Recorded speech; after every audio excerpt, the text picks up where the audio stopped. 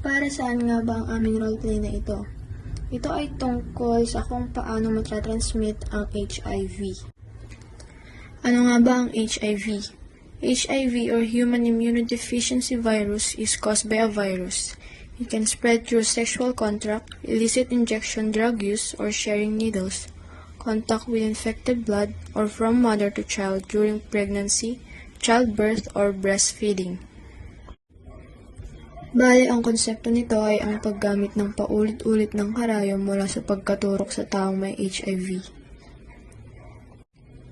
Sa oras na may nagpaturok, nagkataong ang ginamit na karayom ay ang ginamit din sa naunang tinurukan na hindi inaasahang may HIV ito.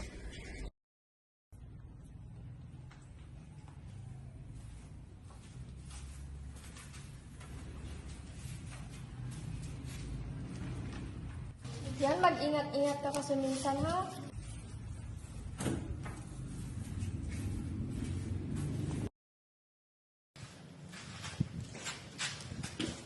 Good morning. Anong mga nararamdaman mo? Okay lang naman po ako. Anong araw nung kinagat ka? Nung isang araw pa po eh. Okay po.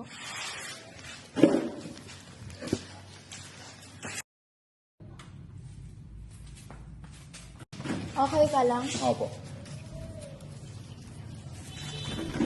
Nang makauwi na siya sa bahay nila ay parang nakaramdam si Lance ng kakaiba. Ma, parang masama pakiramdam ko. Kakasaipon mo yan! Maglinis ka doon!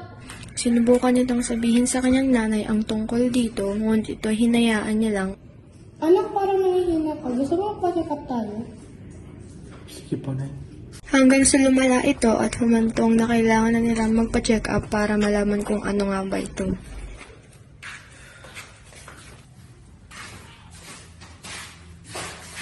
Higa ka. Go.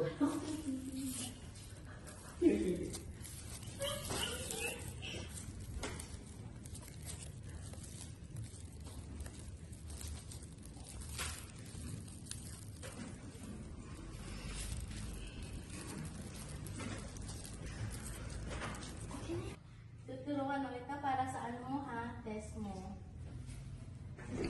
Nanatiling lito ang kanyang nanay sa kung ano ito kaya sinabi ni Doc ang tungkol dito. Nay, base po sa ginawa kong test sa anak niyo, meron po siyang HIV. Ha? Ano po yung HIV? Ang HIV po ay nangangahulugan sa Human Immunodeficiency Virus at pinapababa po ng HIV ang immune system sa inyong katawan. At nagiging mahirap po ito na panatilihing malusog ang inyong katawan. At kapag ito po ay nagpatuloy, maaari itong luminang ng Acquired Immunodeficiency Syndrome o yung tinatawag po natin na AIDS. Anak! Nurse! Nurse! Tulungan niyo po kami, Nurse! Nurse! Yung anak ko!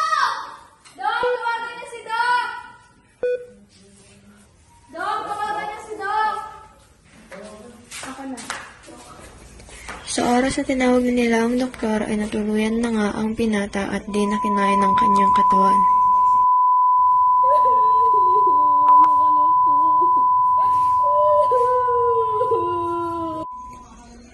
Base sa ganitong sitwasyon, ano nga ba ang ating nararapat na gawin para maiwasan ng HIV? Ang ating kinakailangan gawin ay ang pagpapalit ng karayom sa mga gumagamit ng droga. Ito ay isang mahalagang estratehiya upang makontrol ang pagkalat ng sakit na ito.